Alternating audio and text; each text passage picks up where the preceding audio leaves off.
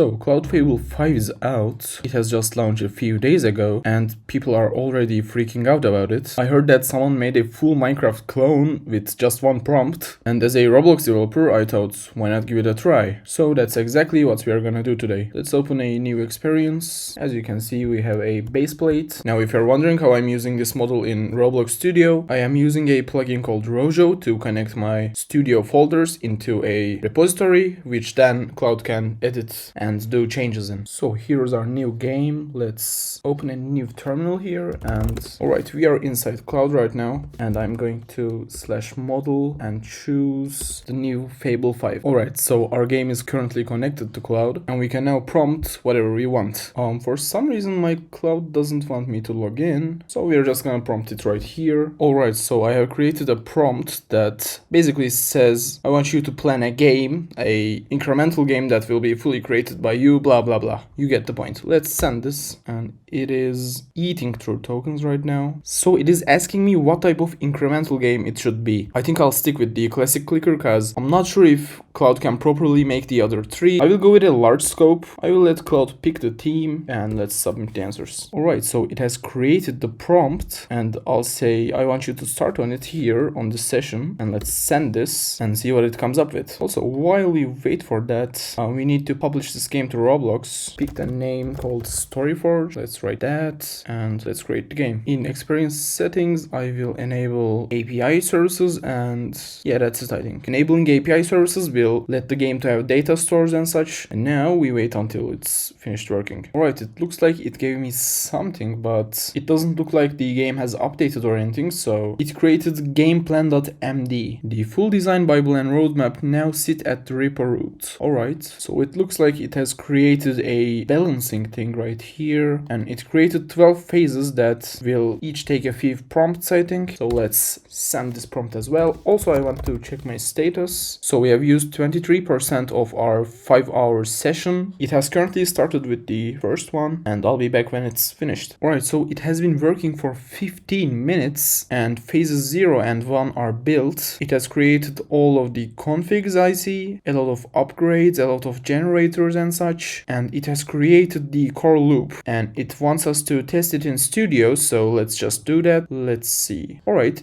It looks promising, I will say. We can click here. The emojis aren't working, I see, which is fine for now. Alright, we can click. Oh, as we click, more upgrades pop up. Alright, tap the quill to right. Where is the... I'm not exactly sure, but... So it is a basic clicker game, but the animations are cool. Everything seems fine for now. We can buy maximum, we can buy 10, or we can buy just 1, which is nice. So we can go to max and just buy as much as we can. Let's see if data stores are working. I am not sure what this one is, but it says it's a plugin issue, so I'm not gonna think much about it. So I told it everything looks fine, just 2 minor things, and I am prompting it to proceed to other phases. Also, I want to check my status as well, and we are at 60% used, so I'm not sure if it can keep up with the second phase. Okay, so phase 2 is also built, and we have the fixes and whatever the phase 2 introduced. So I want to go ahead and test that right here. Alright,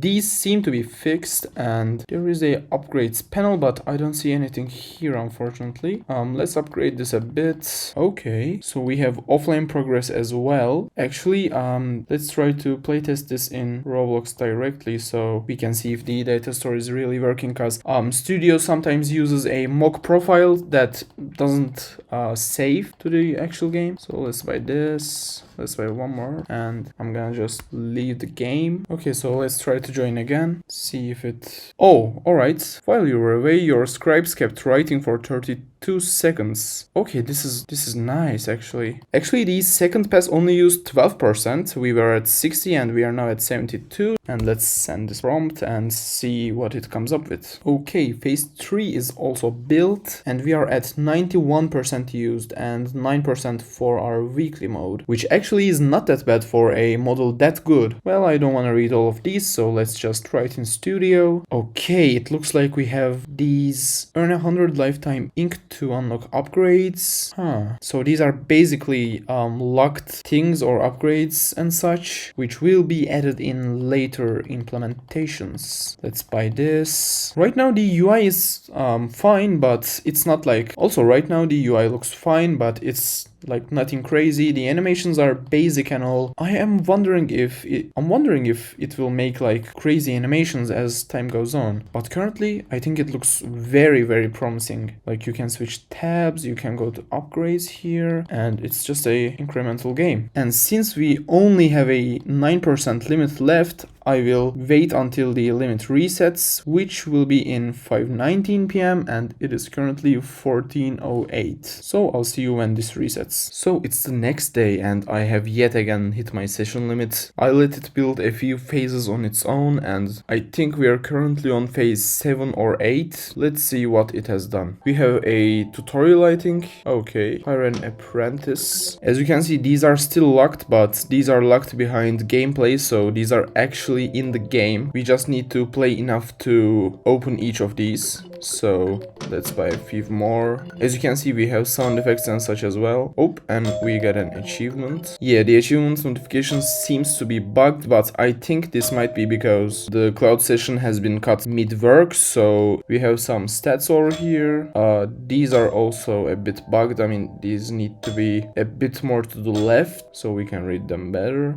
But generally, these seem pretty good. We have settings here. We can hard reset. We can change our suffix to scientific, and we have upgrades here. Okay, so we have yet again lit our session limit, but it was right when it was editing the MD files, so all of the coding changes are in place, which means we can test it right now. But most of the changes were balance or server security changes, so visually the game hasn't changed much at all. And this is the second time that I am recording this, so I have already seen it and played the game. As you can see, I'm in it right now in Roblox. As you can see, we can now hard reset too. We have a few stats here, and I think the game looks fine. Actually, the game looks pretty damn good in my opinion. Like, would I play this game if I saw it on the page? Maybe. And maybe with a few more updates, the game could actually become potentially a viral game. If you guys would like me to update the game even further, maybe make more updates and such, and spend like $50-100 on advertisements, make sure to drop a comment and like the video. If this video gets like 100 likes, I will spend some money on advertisements and updating the game even further to monetize and things like that. Also, one thing I want to show you before ending the video is our usage. We have used $157 worth of